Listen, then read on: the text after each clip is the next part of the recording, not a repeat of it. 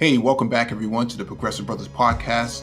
This is episode 95. I'm here with my co-host, Renaissance Man. Hey, Happy New Year, everyone. Welcome back to the channel. Please like the video, subscribe to the channel, and peace to everybody in the chat. Also, make sure you follow us on Twitter at brothers_podcast. So, Happy New Year to everyone. And we are now at the anniversary of 1/6, and 1/6 was the event that happened where far-right protesters, demonstrators, individuals, groups, you name them, stormed the Capitol with the intent of overturning the electoral process to certify the presidential selection of Joseph Biden and Kamala Harris. Now, it's been a year and very few things have changed, and still a lot of questions that need to be answered. And I find it interesting that through all of this, you have a lot of people on a certain side that think this was not a major event that needed to be covered today. And they think that Black Lives Matter, should be equally criticized if we're going to have a conversation about the anniversary of 1/6. And what has happened over time is that you've seen more and more people on the Republican side actually start to distance themselves from this event. People such as Ben Sasse, what's the woman out of Wyoming? Is it Liz Cheney? Liz Cheney as well, and few others. So you have a handful of people on that side of the fence that decided that they're going to distance themselves from this event and the previous president. But you also have people who say that these guys were patriots and they're unjustly being detained by the Biden administration, for lack of a better description. What's your take on what's going on here so far after 1 year? We have more questions than answers, in my opinion, and there's a divide as far as what people think should be done on 1/6. You have a majority of Democrats, roughly 84%, who say that they want to learn more about what happened on 1/6. And then on the other side, you've got 75% of Republicans who say we need to move on. So, you've really got a political divide where the parties are basically pretty evenly split both ways. It's just, in opposite directions of what they think they need to do in regard to 1/6, which just shows, the greater polarization within America. Personally, I'm a little bit surprised. I thought we would have learned a lot more by now after this occurred, because up until this point, you hadn't, Trump was obviously denying election results and, had his lawsuits and things like that going on. But, it had been a circus and sort of more of a thing that was just kind of an abstract undermining of democracy versus, this was the first real physical act where, violence occurred, people went and tried to interrupt the formal process. And like I said, stormed our Capitol. So I thought after that occurred, that would have been a real wake up call of, okay, we got to tone this down, and B, we got to figure out how we got here. But like I just read the statistics, there's a lot of people on the right who kind of want to downplay it, say it was no big deal, say it was Antifa, all sorts of things, instead of really get to the bottom of it. I've even heard, even more news anchors and people like that try to, dig into the actual people that we know that have been arrested, charged, and prosecuted, coming at it from different angles. People were talking about things like economic anxiety, and they're like, roughly 20% of these people had experienced some sort of economic hardship, which, lots of people experience economic hardship in America. They don't go storm a Capitol building. So, you've had you've had narratives that try to spin this away. Obviously, we found out the name of both the officer and the woman, Ashley Babbitt, who was killed on that day. So you have some insight there, as well as you had the official clearing, I believe, in the official investigation by the Capitol Police that basically vindicated the officer in his use of force. But like I said, still lots of questions. How much was the Trump administration involved in setting this up? How much were members of Congress aware and involved in trying to lay this out? I believe recently, maybe Mark Meadows, I believe, who there was some information that came out recently, basically that, Bannon and Gosar and some other people had really conspired, that they basically wanted to push the envelope to Pence to, really get him to basically kick the election back to the states and let them handle it there. So there was obviously some coordinating there. So I think there's more that has to be found out. And I guess the concern I have is, is this commission actually going to produce a report? Is something going to come out before, this time next year, when basically you'll have a new class of Congress people coming in? A lot of people think that'll be a Republican class, but that's to be seen, at least in the House. And if that is the case, I could definitely see this committee being shut down on 1/6. So I hope they start moving a little bit quicker as far as actually getting to the bottom of things and actually producing an actual report. What's interesting is that Steve Bannon actually was pushing Trump and scolded Trump today for not doing his speech for 1/6. He said, and I'm quoting him, that the insurrection, this is coming from Trump, the real insurrection happened on November 3rd, and that patriots responded on 1/6. And so basically, what Steve Bannon wanted was for Trump to come out today, but Lindsey Graham was the one who pushed back against Trump and said, I don't think that's a good idea. However, the people under Trump are basically saying, hey, you need to go out there and really give it to him by denouncing this, this sort of anniversary. And so you see this sort of dichotomy between establishment versus the unestablished, and those under Trump who are unestablished. And so obviously something happened, because Steve Bannon said that they had been planning this. Now, forensics research shows that Trump on December 19th said that this was a sham. Basically, the election was a sham, and that on January 6th that there would be a response to this. So between December 19th and January 6th means that there's at least 3 weeks time, or 2.5 weeks of time, or 3 weeks of time that they had been planning this out.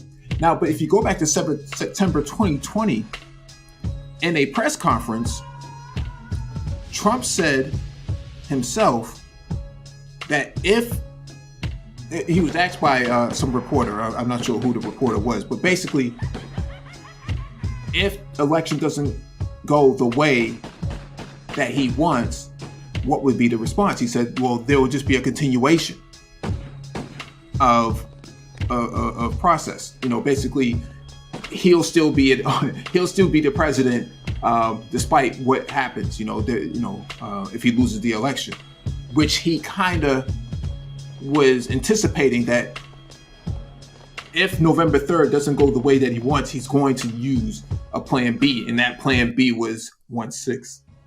And so this is where we are right now, where you have class collaboration of people in office and unelected people like Steve Bannon and others who helped co-opt this whole entire event to overturn the election to get a result that keeps Trump in office, which is a coup d'etat, for lack of a better description. But people are trying to pretend on that side that that was not the case. It was just a bunch of people having disorderly conduct inside the Capitol. Yeah, it's funny that Lindsey Graham had to be the one to step up and say, hey, I don't think that's a good idea. To me, that kind of speaks to how a lot of the people around Trump are really tone deaf around this, because, it's one thing for people on the far right to, say, hey, let's move on. But, you have even the people I've talked to who, are on the right and support Trump.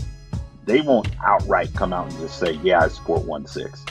They always deflect to, it was either Antifa or, well, hey, BLM was protesting and rioting and looting all summer. Like, there's no one really wants to own and say, oh, yeah, we went and did that. Like, it was the right thing to do. Like, that's pretty rare for anyone to, celebrate it. So to me, that just shows how out of touch Trump is even with his own people, and that, hey, they're playing the game of downplay and, denial, not coming out trying to be like, hey, these people were patriots. See, that's rare. I hear that. I don't know about you. I haven't heard anybody actually celebrate it, but what I have heard is deflection, and like you said before, that they blame Antifa for it. But if you extrapolate that accusation, Antifa, BLM were there to overturn the election to keep Trump in office. How logical is that BLM, Antifa, or some far left group would be the ones to breach the Capitol to turn over the electoral certificate so that Trump can stay in office and Biden and Kamala would not be certified? How logical is that? It defies all logic, in my opinion, and I'm not sure where that sort of scenario makes sense to them, but to me, it makes absolutely no sense. Yeah, I agree. It's like I said, it's really surprising to me that this whole situation is like I said, not really. People don't really know the full extent of what was going on, because, like you were saying,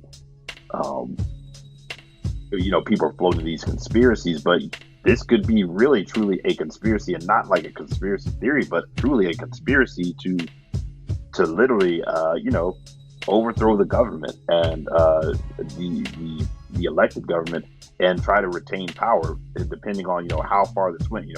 How involved was Trump? How involved was his administration? Was this more of something that they knew in passing, or they had meetings and this was something that was really set down and crafted? Which it sounds like there was some planning from what I mentioned with Mark Meadows. So people are throwing these wild conspiracies, but it sounds like there could have truly been a conspiracy, and that's the one that people really don't want to talk about, ironically. Absolutely. And I think the recent revelations that came out from former generals that say that there could be a 2024 coup d'etat as well means that there had to be some planning for this as well. And if the strategists are looking at this and saying, hey, there's a possibility that if things don't go their way, that they could actually overthrow the government in 2024, that's a big issue. Because now you're talking about not having a democratic society, which is pretty much what fascist people want, is to have minority rule over many other people. And so if what they're trying to do now is set up for multiple overthrows of government throughout the country. We saw this in Michigan with the Governor Whitmer and her administration being targeted for an overthrow. And then you saw the many far-right groups who were walking around Richmond, Virginia, Georgia, Kentucky, many of these other former Confederate states, where you have armed white groups marching around in places that on state capitals, basically threatening the government. They say it's a show of demonstration, but you don't show up to the government with a gun during peacetime. What possible outcome could that have led to, other than you're threatening the government that you're going to overthrow them? And so I think there's still a lot to be seen from this. You did have some people who did get sentenced. The guy with the horns in his head, I think his name's Jacob or something like that. He got 46 months. He got the most out of everybody. How much of that time he's going to spend in there, I don't know. Basically, it's been Club Med for him for a long time since it happened. He's been getting organic food from Trader Joe's. Amazon Prime is shipping him all types of tofu or whatnot because it somehow works with his diet. You just have people not really getting lengthy sentences. People getting 45 days, 60 days, 30 days. Some people getting probation, being let off with light sentences. And so you have all of these people who are involved that are getting slaps on the wrist. You have a former president, sitting in Mar-a-Lago, having elected officials come down and shine his shoes. And a lot of questions, like you said before, that haven't been answered since it happened. I'm not sure what the commission is actually doing. Yeah. The other thing that I think, you were talking about minority rule, that, that's essentially what we're seeing right now is, like you said, in various states, you're seeing, like you said, you're seeing the ousting of nonpartisan officials that have the ability to certify the election or, count votes. So you're seeing that politicized, as well as authority being given to state governments to try to dispute or throw out ballots. So you're seeing that. You're also seeing the radicalization more of the right. I recently saw a poll now that I believe they said roughly a third of Republicans now believe that, violence is justified. Political violence is justified to meet their ends. So you're seeing this growing radicalization, both in the public as well as with amongst officials. And like you said, this is setting up for essentially minority rule. They're looking at the demographics, and they know that essentially they don't have the numbers with just the way that things are going. And you throw in COVID and the number of people who are passing on because they don't want to wear a mask or get vaccinated. Those people disproportionately tend to be people on the right. So that's not happening as well. The one thing that I find interesting is by the response to the right, though, is we got a lot of black right wingers in this space who very much advocate somehow that the Republican Party is the party for black men, and that's what black men need to do, that will fix their communities and that. But the funny thing that I find is that they have that message, but the party's message is not even really appeal to them. Because like I was saying, the Republicans are essentially preparing for minority rule. So they basically tossed in the white flag of, hey, we're not going to be able to win people with ideas. We're just going to have to, win through, political maneuvering. And, if it was really an idea, and these guys really had as much of a home and, as much of a welcoming place as they claim, you would think they'd be over there saying, okay, the demographics are shifting, appeal to black men, push for black men, Trump did better with black men. So, let's continue to push, and, that'd be a direct way to appeal votes from them. But they're not even making that attempt, which I think to me, really shows how these guys are viewed even within the own circles of the party. Well, that shows the political incompetence of the right. Black men make up a very small demographic of men, of a voter base, and so where black men reside would not be impactful for them, because black men live in very blue voting districts, and so to use black men as a an alternative base or a new base of demographics of people to pander to, I don't think that's a winning strategy for them. And I think they understand that. Well, because in these conservative areas where they need to win, um, they don't have the numbers anymore because the shift the census has pointed to, the last census 2020 shows that Texas is going to be a minority, no, I should say minority, but a more browner state. Minority. Yeah, majority minority, browner state by 2025. That sort of shift is something that black men can't really contribute to. So to cater to black men or pander to black men, I don't think that's a winning strategy, and I think they understand that. But they also need to understand that Trump has changed his tone as well. He sounded more like a New York liberal with this vaccine talk than he did prior in 2016, and so we're seeing a more maturing of Trump, so to speak. He sounds more like a liberal than he does as a conservative that they made him out to be. But that's really who he was, which is what we've been saying, you and I have been saying for quite some time. Yeah. No, I think, like I was saying with, when like you saying about Texas, the only thing I was thinking about the strategy maybe is in some of these swing states, and I think you may be seeing some of that with someone like, you've got Herschel Walker running for Senate against Warnock, and then governor's race. You've got, I believe it's Vernon Johns. Mm-hmm. Running. Vernon Jones. Vernon Jones, that's what it is. Vernon Jones. Running in at least the primary. We'll see if he gets to the actual general election. But I thought, if these guys had as much influence, I would figure in some of these key, battleground states like a Georgia where black men could swing an election, a Georgia, a North Carolina, a Texas, places, a Michigan, places like that, where, if you get some of these guys maybe in the urban centers, or, even some guys who are suburban, you get some of those guys to swing in your favor. Now you're talking about things that even Pennsylvania, because, Philadelphia. But like I said, that's not the strategy you're seeing play out in these places. You have, like I said, two candidates down in Georgia, which, I don't think either one of them has a viable shot, even if Herschel Walker is running for Senate, just because, the things that they have put out there on the record are just, you really can't come back from a lot of this stuff.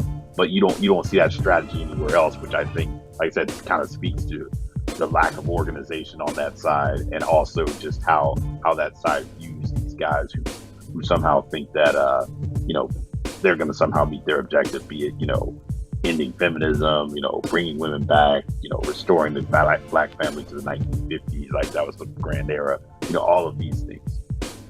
Well, I wouldn't put it too far past them. I mean, Larry Elder recently, he scored high in the polls amongst his base, and so even though you and I know he's a highly finished person, they see him as a viable person. So he may make another run at some point, or he could be picked for a cabinet, role in another administration. Who knows? The point of the matter here is that I would not underestimate Herschel Walker, although he's an avatar of failure, a black male failure, politically speaking. Even Herman Cain scored high in the polls at one point, so I wouldn't just immediately write him off.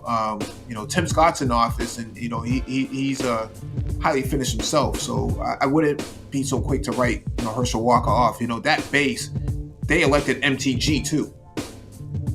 Yeah, that's true. Now I will say on the Larry Elder piece, Larry Elder was in California, which the black population in California has been dwindling, so not much room to really shift anything there. A lot of his support came from obviously a predominantly white base. So, but yeah, no, I get what you're saying about when you bring up someone like Tim Scott and what he's been able to do in South Carolina. I don't think Herschel Walker is anywhere near as close, even to politically savvy or successful as a Tim Scott. And Tim Scott, I don't think very highly of as well. So that kind of says that. But no, I get what you're saying in the sense of just having that black face out there, and some of the rhetoric that I'm sure that he's going to turn out, may attract some, but that doesn't appear to be a grand strategy that they're trying to use across the board. And truth be told, the only reason Herschel Walker is really running is because Trump is endorsing. because Mitch McConnell and the establishment have been they've been trying to get him out of there. So. Yeah, I mean, they're trying anything. They're throwing anything against the wall to see if it sticks or not. And maybe that may be the case. But I think you're going to see a big shift this time around to the Latino base, where they're going to put up a Latino candidate to actually engage the the broader national demographic. You'll start to see more of those candidates start to come out, and he'll parade them around. Now how this relates to 1-6 is that they're looking for any opportunity to disrupt the political process, and if that means that they have to start throwing all these other candidates out there that have never been out there before, then that's what they'll do. But the MAGA movement is about the recentering of white men and within the power structure, within the political of what America originally stood for before Obama. Because remember, Trump is that guy who pushed the birther movement against Obama, right? The birth certificate, he's a Muslim, all of these sort of innuendos about who's really an American, right? Who really has the right to hold office and who really has the right to vote. And that's what this is about. The insurrection was about the response that happened in Georgia. Warnock and Ossoff taking those two seats pretty much caught these people off guard and had no idea that, black people being registered to vote under Black Voters Matter, in the work that they've done, completely tipped the scales politically. Now, they're looking for any way that they can to disrupt this process as much as possible. And 1-6 was just one strategy. There's many other strategies right now going on with voter restrictions in all these areas. So insurrection at the Capitol means that there's going to be a ripple effect across the country. Now, you're seeing that with all sorts of voter restriction laws being put in place, and disenfranchisement of black voters everywhere, even when it comes to local races as well. Yeah, I think, like I said, we're tying it back to 1-6. To me, it just goes back to 1-6 is representative of the Republicans' new strategy. Instead of most political movements, at the end of the day, they get beat at the ballot box. They go, they recalibrate, re-strategize, come up with new ideas, and try to reestablish their base and appeal to the voters they need to win.